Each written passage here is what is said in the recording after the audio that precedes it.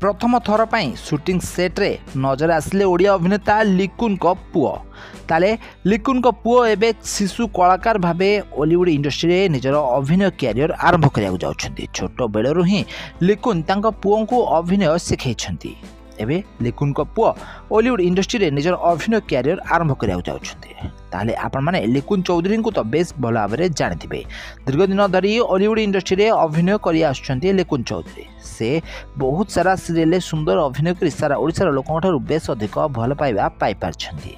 तो एबे लिकुन पुओं को प्राय 8 वर्ष बयस हो जाइछि। छोट बेलरू ही लिकुन तांका पुओं को अभिनय सिखैछन्ती। आउ एबे तांका पुओ बॉलीवुड इंडस्ट्री रे अभिनय करिया पई रेडी हो जाइछन्ती। शिशु कलाकार भावे बॉलीवुड इंडस्ट्री रे जोग दैछन्ती लिकुन चौधरी पुओ।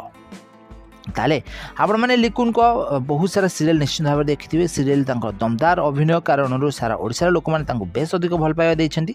तो लिकुन पुओ भी मध्य एबे बॉलीवुड इंडस्ट्री निजर अभिनय कैरियर आरंभ करिया जाउछन्ती। तो लिकुन पुओ एबे पाठ पढ़िबा सहित बॉलीवुड इंडस्ट्री निजर अभिनय कैरियर आरंभ करिवे। ताले से एबे तृतीय क्लास रे पाठ पढुछन्ती।